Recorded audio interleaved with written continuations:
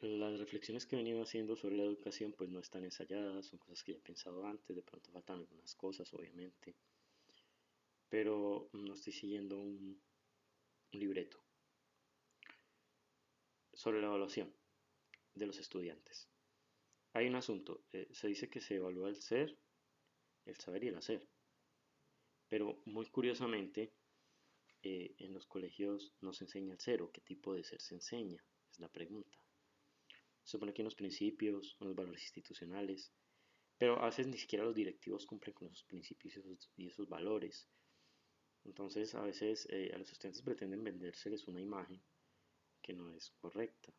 El docente es un ser humano como cualquiera, el rector y la coordinadora también, o el coordinador, en fin, los directivos, docentes. Entonces se les vende una imagen de perfección, de pureza, que no es real. Pero ¿cómo se enseña el ser? ¿Cómo se transmite? ¿Cómo cada docente desde su ideología, su perspectiva sobre el mundo, su visión, su cosmovisión, le entrega su percepción del mundo al estudiante? ¿Y qué le está evaluando? Le evalúa que generalmente sea obediente, asienta a todo lo que se le dice, no cuestione, no sea rebelde de acuerdo a algunos, no se oponga al abuso,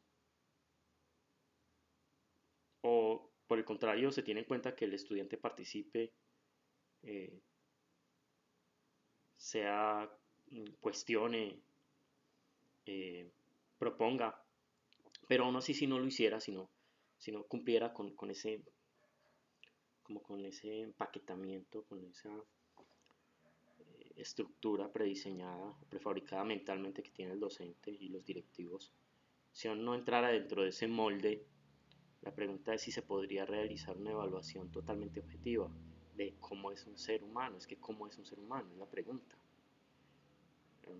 Entonces, me parece que el asunto con el ser es algo muy grave, porque ni siquiera se enseña a veces y aún así se les evalúa. ¿Cumpliste con las tareas?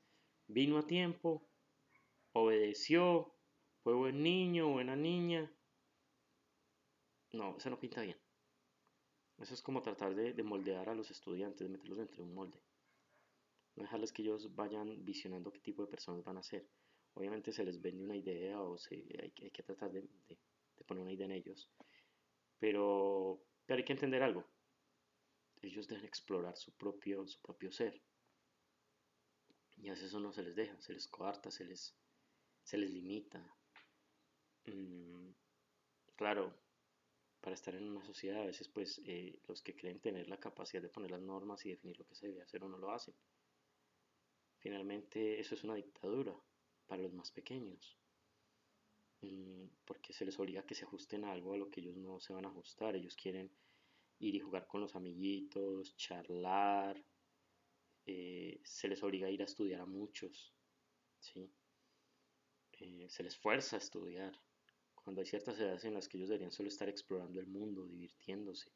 Debería ser distinto, pues de acuerdo a lo que aparentemente funciona bien. Ahora, concretamente al saber, pues obviamente ser, saber y hacer. Pues al saber, obviamente el saber debería estar relacionado directamente con el hacer. Eso no tiene otra cuestión.